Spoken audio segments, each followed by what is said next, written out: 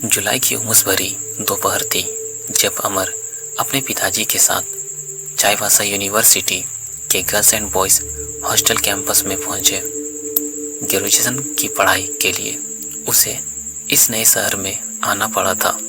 अमर एक शर्मीला लेकिन समझदार लड़का था और उसे पता था कि हॉस्टल की ज़िंदगी आसान नहीं होती।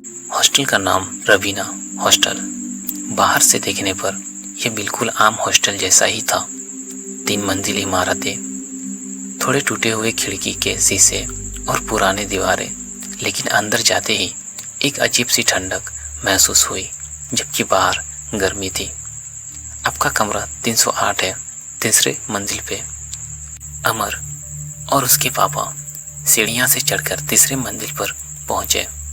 कमरा नंबर 308 बिल्कुल कॉरिडोर के आखिरी छोर पर था। जैसे ही उन्होंने दरवाज़ा खोला, एक अजीब सी गंध और हवा का झोंका अंदर से बाहर आया। बंद पड़ा था, इसलिए थोड़ी सी बदबू होगी, साफ करवा देंगे, वार्डन ने कहा और चला गया। अमर ने कमरे का जायजा लिया। दो बड़े अलमारियां और एक खिड़की जो बाहर पुराने पीपल के पेड़ की ओर खुलती थी। उसके रूममेट का नाम विकास, जो 2 दिन बाद आने वाला था। अमर ने मन ही मन सोचा, शायद हॉस्टल लाइफ मज़ेदार हो। उसे क्या पता था कि यह कमरा उसकी ज़िंदगी का सबसे डरावनी रातों का गवाह बनने वाला है। पहली रात सब ठीक था। अमर ने अपना सामान जमाया, थोड़ा पढ़ाई की और जल्दी सो गया। लेकिन आधी रात को उसकी नींद टूटी। उसने महसूस किया कि कमरे में किसी की मौजूदगी है। उसने आंखें खोली, लेकिन रूम में कोई नहीं था। खिड़की खुली हुई थी और पर्दा हवा में लहरा रहा था। वह सोचकर मुस्कुराया कि शायद ख्वाब देख रहा था। अगले दिन हॉस्टल के केयरटेकर से सफाई करवाई। सफाई के दौरान केयरटेकर, जिसका नाम शंभू था, कुछ अजीब सा बड़बड़ा रहा था। 308 फिर से खुल गया। देखना अब क्या होता है। अमर ने पूछा, क्या मतलब है तुम्हारा? शंभू ने झपते हुए जवाब दिया, कुछ नहीं साहब, ऐसे ही। पुराना कमरा है, पहले कोई नहीं टिकता था इसमें ज़्यादा दिन। अमर को थोड़ा अजीब तो लगा, लेकिन उसने ध्यान नहीं दिया। 2 दिन बाद विकास आया। बहुत ही मजाकिया और मिलनसार लड़का था। उसने आते ही कमरे का थोड़ा सजाया और माहौल कुछ हल्का हो गया। लेकिन उसी रात कुछ अजीब हुआ। रात के करीब 2 बजे अमर की नींद फिर टूटी। इस बार उसे लगा जैसे कोई दरवाजे के बाहर खड़ा है। धीरे से उसने दरवाज़ा खोला।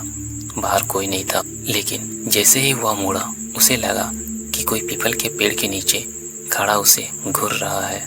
सफ़ेद साड़ी में एक औरत। अमर को वो हेलुसिनेशन लगा। उसने खुद को समझाया।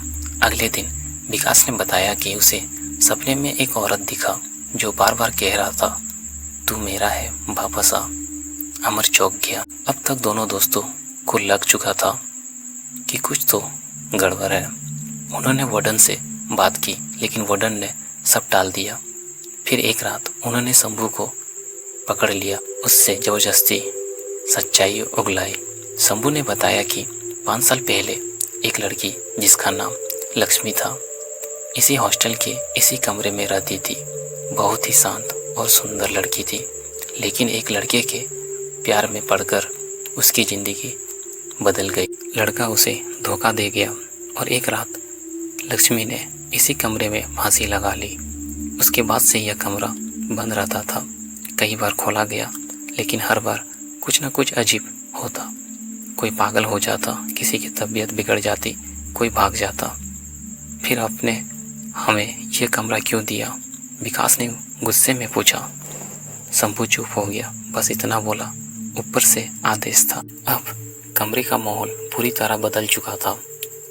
रात में खिड़की अपने आप खुल जाती, अलमारी के दरवाजे खुद व खुद हिलते। कभी कभी कमरे में एक औरत के रोने की आवाज़ आती। विकास दिन व दिन चिड़चिड़ा और डरा हुआ रहने लगा। उसे लगने लगा कि कोई उसका पीछा कर रहा है। एक रात अमर की आंखें खुली तो देखा विकास नींद में चल रहा है। उसने धीरे से विकास को रोका, लेकिन विकास की आंखें खुली थी और वह बुदबुदा रहा था। मैं वापस आ गया हूँ लक्ष्मी, मैं अब तुम्हारा हूँ। अमर के रोंगटे खड़े हो गए। अब अमर ने ठान लिया कि कुछ करना पड़ेगा। उसने एक स्थानीय तांत्रिक बाबा से संपर्क किया, जिसे हॉस्टल के कुछ पुराने लड़के जानते थे। बाबा हॉस्टल में आए और जैसे ही कमरे में कदम रखा कांप गए। यह आत्मा शांत नहीं है, इसका बदला अधूरा है। पूजा शुरू हुई। बाबा ने हवन किया, मंत्र पढ़े। तभी कमरे की खिड़की जोर से बंद हुई और एक जोर की चीख गूंजी। मेरा प्यार झूठा नहीं था। कमरा हिलने लगा, दीपक बुझ गया और दीवार पर खून से लिखा दिखाई दिया, 308 मेरा घर। बाबा ने किसी तरह पूजा पूरी की। विकास बेहोश हो, उसे 2 दिन तक होश नहीं आया। जब विकास को होश आया तो वह बहुत बदल चुका था। अब हमेशा चुप रहने लगा, डरने लगा। उसने अपने घर वाले को बुलाया और हॉस्टल छोड़ दिया। अमर ने भी कमरा बदल लिया। 308 को फिर से बंद कर दिया गया। लेकिन जाते जाते अमर ने आखिरी बार उस कमरे की खिड़की की ओर देखा। पर्दे के पीछे एक चेहरा झांक रहा था, सफ़ेद साड़ी में एक औरत। 2026 आज भी रजीना हॉस्टल में कमरा 308 खाली है। बाहर ताला लगा है, लेकिन रात को उसके अंदर से हल्की रोशनी और किसी के गाने की आवाज़ आती है। नया बैच जब आता है तो पुराने लड़के कहते हैं 308 मत जाना। लक्ष्मी अब भी अपने प्यार का इंतजार कर रही। राहुल अब एक वैसे शहर में नौकरी करता था। बचपन का गांव, मिट्टी की वो खुशबू, अमरूद के पेड़ और पुराने दोस्त सब कहीं पीछे छूट गए थे। एक दिन उसे एक अजीब कॉल आया। दूसरी तरफ से आवाज आई, राहुल मैं अर्जुन, तेरा बचपन का दोस्त। राहुल चौंक गया। अर्जुन वही जो स्कूल में उसके साथ बैठता था, जो अचानक एक दिन गायब हो गया था। अर्जुन तू कहाँ था इतने सालों से? राहुल ने पूछा। तेरे गांव में ही हूँ। बहुत कुछ बदल गया है, पर कुछ बातें अधूरी रह गई थी। मिलना है तुझसे। एक बार फोन कट गया। राहुल का मन बेचैन उठा। छुट्टी लेकर वो अगले ही दिन अपने गांव के लिए निकल पड़ा। गांव पहुंचते ही राहुल को कुछ अजीब सा महसूस हुआ। वो खुली हवा जो पहले ताजगी देती थी अब भारी और बोझ लग रही थी। रास्ते सुनसान थे, जैसे गांव में कोई नहीं रहता। उसके घर पहुंचते ही उसकी बूढ़ी चाची ने दरवाजा खोला। राहुल तू इतने सालों बाद? हाँ चाची, अर्जुन से मिलने आया हूँ। चाची के चेहरा पर डर उतर आया। कौन अर्जुन? मेरा बचपन का दोस्त, कल फोन आया उसका। चाची चुप हो गई, धीरे से बोली, बेटा अर्जुन 15 साल पहले ही तालाब में डूब गया था। राहुल के पैरों तले जमीन खिसक गई। राहुल को यकीन नहीं हुआ। वो उसी तालाब की ओर गया जहाँ वे दोनों बचपन में खेलते थे।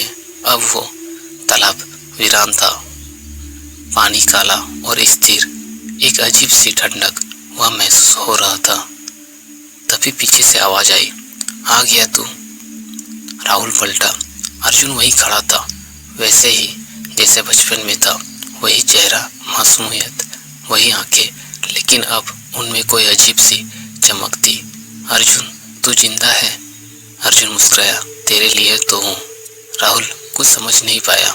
अर्जुन ने उसका हाथ पकड़कर और बोला, चल एक बार फिर से वो खेल खेलते हैं जो अधूरा रह गया था।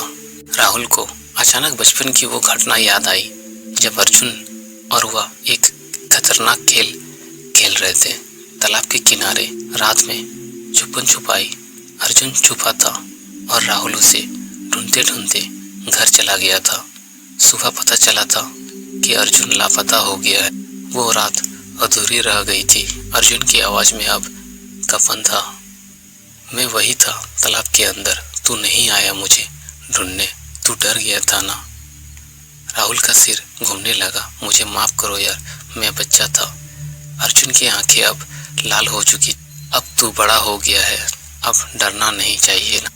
राहुल दौड़ता हुआ चाची के पास पहुंचा और सब बताया। चाची ने कांपते हुए एक पुराना डिब्बा निकाला। यह देख बेटा। डिब्बे में अर्जुन की तस्वीर थी और साथ ही उसकी मौत की खबर वाली अखबार की कटिंग, साथ ही एक पुराना ताबीज। जिस रात अर्जुन मरा तब से हर 10 साल में कोई ना कोई बच्चा तालाब के पास मर जाता है। कहते हैं उसकी आत्मा अभी भी वही है, अधूरे खेल को पूरा करने के लिए। चाची ने ताबीज राहुल को देते हुए कहा, अगर वो तुझे बुलाए कभी मत हाँ कहना, वरना। रात के ठीक 12 बजे राहुल की खिड़की पर दस्तक हुई। ठक ठक। राहुल ने ताजिब को कसकर पकड़ा और खिड़की खोली। अर्जुन वहीं था। अब उसकी आंखों में खून उतर आया था। चेहरा अजीब तरीके से बिगड़ चुका था। चल एक आखिरी बार, फिर कभी तुझे नहीं बुलाऊंगा। नहीं अर्जुन, मैं वो गलती दोबारा नहीं करूंगा। राहुल ने ताबीज हवा में घुमाया और अर्जुन पर फेंका। जोर की चीख गूंजी, जैसे कोई जानवर तड़प रहा हो। तूने फिर खेल अधूरा छोड़ दिया। अब अगली बार तेरी बारी होगी। अर्जुन की आत्मा एक काली धुएं में बदलकर गायब हो गया। राहुल अगले दिन गांव छोड़कर शहर लौट आया, लेकिन अब भी हर साल तालाब के पास किसी बच्चे के गायब होने की खबर आती है। गांव वाले मानते हैं कि अर्जुन अब भी अपने अधूरे खेल के लिए किसी दोस्त की तलाश में है और राहुल उसकी फ़ोन में कभी कभी अब भी रात 12 बजे एक अनजान नंबर से कॉल आता है। राहुल चलना, एक आखिरी बार, बस एक बार खेल। हर अधूरी बात को समय रहते पूरा कर लेना चाहिए, क्योंकि कुछ अधूरी कहानियाँ दोबारा लौटती है, लेकिन तब साथ होती है सिर्फ डर। अगर आपको हमारा कहानी पसंद आता है तो मेरे चैनल से जुड़े रहें और सब्सक्राइब कर लें। Thank you.